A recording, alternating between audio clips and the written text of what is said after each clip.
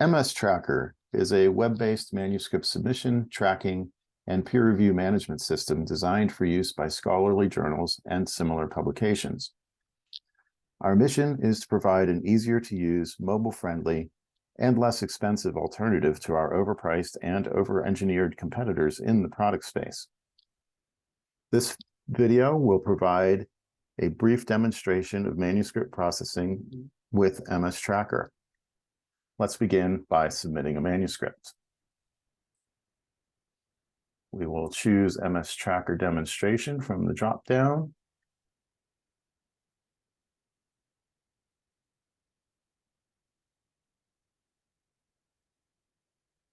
It's also possible to include a direct link to this page on one's website.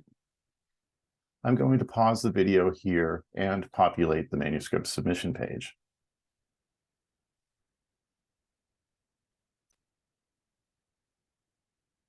I've now populated the form fields for the manuscript submission page. We have typical predictable fields like title, corresponding author, first name, last name, email. Had there been more authors, I could have designated that number of authors here and added them on the page that follows this page. Cover letter, abstract. Journals have the option of soliciting suggested reviewers from the corresponding author. I have enabled this function for the demonstration journal and included 2. And now we just submit the page. After we accept the terms and conditions, we submit the page. And we get a confirmation that the submission has been successful. Let's go back to the msTracker homepage and enter the editor's office. We're immediately taken to the attention needed display. And in this page, we see the new submission. We can set a preference that includes all of the administrator's functions in the editor-in-chief's office, which is why we see the new submissions here.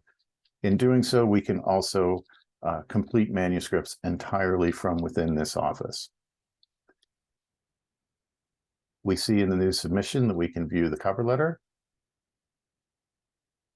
view the file, download the file, alter the file if we wish, or remove it if it's a duplicate. We wish to accession today. The system imports the cover letter and asks us to confirm if it is a new or revised submission. The system populates the next in sequence tracking number, imports the title, abstract, date submitted.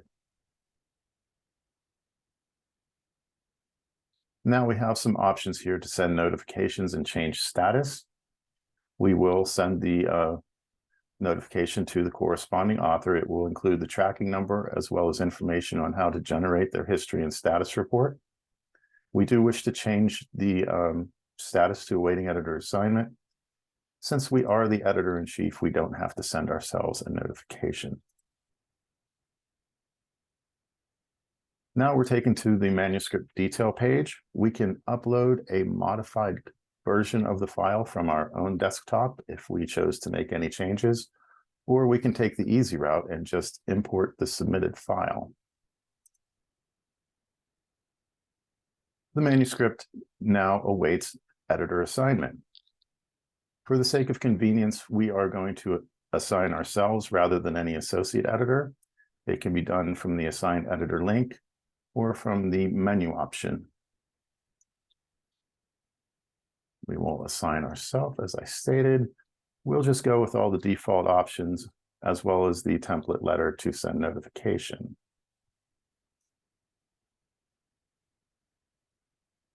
The manuscript is now in need of reviewer assignment. We can do this by following our reviewer search menu option, which allows us to search some external tools as well as our in-office database.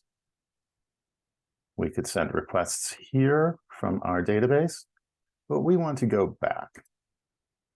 We're going to go with one of the suggested reviewers, Francis Crick. We have some options here. We do want to set it as out for review because we're only going to assign one reviewer. We do want to send the link. We'll go with template letter 1. If we wish to add a new reviewer, we could do it at the bottom of this page, but we will not. Here, the system imports our template letter.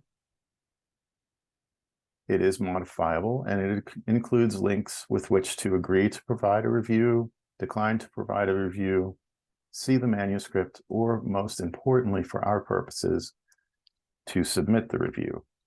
I'm going to copy that link for later use. Now the manuscript is out for review, and it is removed from our attention needed display. We can still find it using the other list by options, such as tracking number. There it is. Our search by options, or our reports outstanding reviews option. And there it is at the bottom. We'll now exit the system and submit the review via the link we just copied.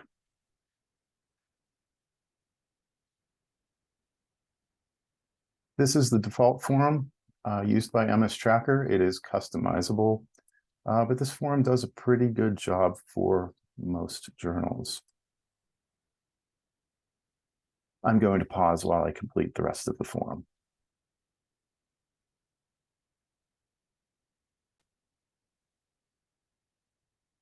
I've now populated the review submission form and will submit. Here we have a customizable template confirmation that one's review was submitted successfully. The reviewer is also presented with an opportunity to modify their personal information. Going back to the home page, we will re-enter the editor-in-chief office. And we're taken immediately to the attention needed display. Since we only requested one reviewer and that review has been returned, it will appear as in need of decision letter composition here.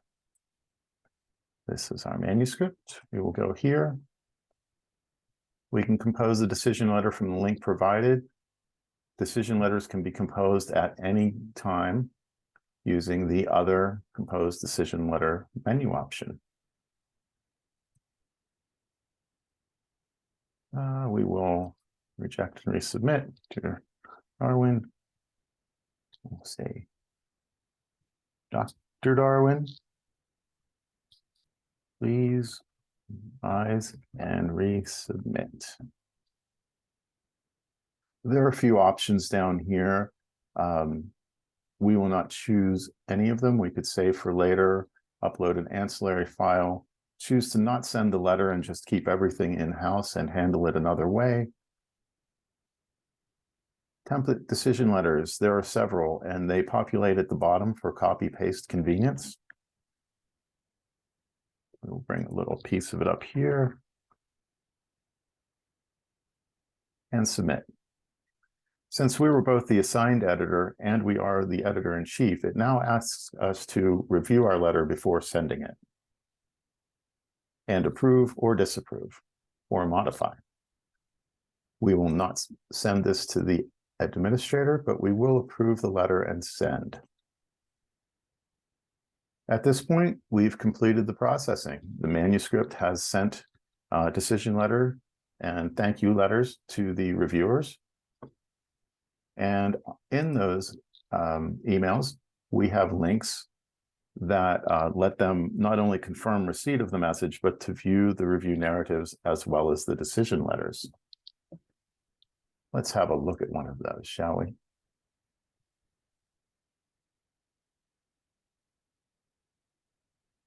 Here's a decision letter as presented to the corresponding author. We can click on the link to see the decision letter and the review narrative. This concludes our bird's eye overview and introduction to manuscript processing with msTracker. There are many other features, preferences, and nuances that will need to be addressed in future videos. Please feel free to explore the demonstration offices at your leisure. If there are any questions, please contact us at support@msTracker.com.